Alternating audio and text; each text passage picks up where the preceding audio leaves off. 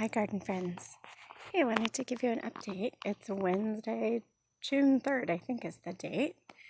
And some of the garden committee came out yesterday for a few hours to work on preparing the habitat garden for planting.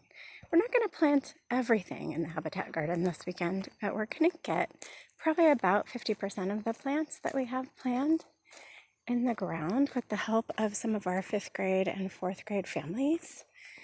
We've been working on this habitat garden for almost 2 years now. The end of the school year last year, we planted these grasses down here in our reptile area, and we made the rock border, and we did the wood pile there to encourage lizards and beneficial snakes like garter snakes, hopefully, to come and visit us. I know everybody loves to see the willow house, so here's a good shot of the willow house. It looks beautiful today. So, we started that, the end of the previous school year, and then all year we sort of talked about the different animals and creating habitat. Everybody helped to weed and water. So right here, just outside the rock border, we have a plant called a wax myrtle. I'm watering it now. I need to move the water because that's plenty of water for it. So there's a wax myrtle that's going to go there. It's sort of like the anchor plant to this end of the garden. And then we have another grass that's going to go in there because snakes and lizards like grasses. They'll get bigger and taller, and they provide good shelter. And let's see, what else do I have sitting here? I think this is called a coffee berry. So this is the beginning. At this space, we transitioned from the reptile area to a pollinator area. And coffee berry is a nice shrub that attracts all kinds of animals, both beneficial pollinators and birds.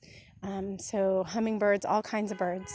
It'll be a shrub, so that means it'll sort of be kind of bushy, not super tall like a tree, but probably as tall as the ceanothus that we have back there, right?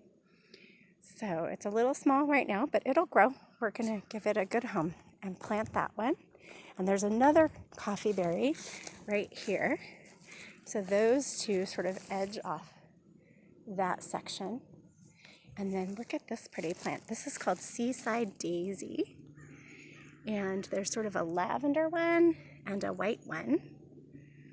And then this one is called California Goldenrod. And we're actually going to get a bunch more California Goldenrods because these plants right here, these flowers, don't get super big. So we can use several plants in this area. They weren't ready at the nursery to give me a whole bunch of them. They needed to establish better root systems. So we will add some more goldenrod later, but they have a really beautiful yellow flower. And let's see. Back there in our, I called it Bee Boulevard, back here where the ceanothus is, we've got a few plants. Let's see. They're Penstemon centrifolius. Wow, that's a mouthful. So it's a penstemon, and you can tell by those flowers, they're going to attract pollinators, and they're probably, in addition to like bees and butterflies, those pollinators, they're probably going to be an attractant to hummingbirds too, because think about hummingbirds, bees can just crawl the whole body in that little flower, but a hummingbird will stick their beak in there. So those are the penstemons. Let's see, we have more ceanothus. And let's see. Let's come back over this way. I'm gonna do that part at the end. So we'll come over here, and I've got an aster. That's going to attract all kinds of butterflies, and so it's in our butterfly area. And then look at this really pretty one too. This is a angelica, and there's two of them. This one's just starting to open, so it's still really green. That one's been open for a bit, and so its flowers are white. So there's our angelica. And back here against the fence, right now you see a couple of wine barrels there. Our plan is to make an arch out of hog wire for a vining plant called California pipevine. So we'll probably be doing that in the fall. So for right now, we just have the wine barrels there, and we'll probably plant something like a sage or something that will be a butterfly attractant.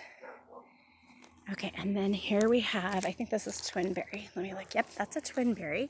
So it's kind of like the coffee berry. It's going to be a nice shrub, and the twinberry marks the section for our songbirds. So this area here at the end of the habitat garden, and it's probably kind of hard to see because of my sunlight. Let me see. Is the area that will be developed for songbirds. So here's the other wax myrtle. Remember, there was a wax myrtle at the far end by the reptile area, and here's its partner. And then, right, we have this, our neighbor has this nice tree that already encourages birds. So this area, from like the wine barrel to the wax myrtle, this is our songbird area. We do have another shrub planned to plant here by the fence. It wasn't available at the nursery just yet, but hopefully we will get a toyon, which is kind of another nice shrub. So in the songbird area, we've got the shrubs that the birds really like to take shelter, and they eat the berries that those plants produce. So remember, when we talk about providing habitat, we need to provide shelter, we need to provide food, and we need to provide, animals need food, shelter, and warmth, right? And they need food for all stages of their life. So for example, with our butterflies, take the monarch butterfly, since I'm looking at these plants, the monarch caterpillar only eats a plant called milkweed. So we've got to have milkweed if we want monarch butterflies to lay their eggs here, and they lay their eggs on milkweed, and then those eggs hatch into caterpillars, and then eventually, as you know, caterpillars morph into butterflies. So we're going to put some milkweed here, and then, sorry, I forgot the name of this plant. That's coyote mint. We're going to put some coyote mint there because it is also a big butterfly attractant. And then this beautiful plant right here is called a manzanita. There's lots of different varieties of manzanita. So this particular one is called the sentinel, which I thought was neat because if I back up a little bit, you might be able to tell. This right here is sort of our entryway into the habitat garden. So there will be two manzanitas. There'll be one there, and they look kind of small right now, but they're going to get to be nice big shrubs, and they'll sort of be the gateway to our garden. And you'll see some holes dug here. Those are going to be for some California fuchsia, and we're going to put some sage in here because this is the hummingbird area, and the hummingbirds really love sage plants. So there's a little bit about the prep that we've been doing. We have a mulch delivery coming. So for the families that have signed up to participate in the Habitat Planting Day, we will have a variety of activities. The big thing is getting a few of the plants in the ground per family. And then we can also, if they're into pulling weeds, we can pull weeds and we can spread mulch. Because what we're going to do is we'll have one color of mulch around the plants. And I think that one's going to be kind of a dark brown. And then the mulch for the pathways is sort of a lighter, kind of a more golden tone. So you'll know sort of which way, where you can walk inside the habitat garden so that we don't disturb the plant's developing roots. So that's why we'll have two colors of mulch. All right, well, that's today's update. I will try and do another update tomorrow and see how much further we get. I have a few holes to dig. One of our kindergarten parents, or I guess maybe that student is in first grade now, dug a lot of these holes for me yesterday. Jesse, he was one of our volunteers on Tuesdays. So my kindergarten friends probably remember Mr. Jesse that helped us in our classes. He is such a huge help to the garden committee. He did a lot of hard work. He pulled a million weeds and dug a lot of holes. And we're so grateful to have Mr. Jesse. And Mrs. Gillerin was here, and Mr. Michael was here. So we're just trying to get this ready so that we can enjoy the habitat garden. All right. I'm going to sign off now so that I can do a little bit more work today, and I'll get you another update tomorrow. Bye, guys.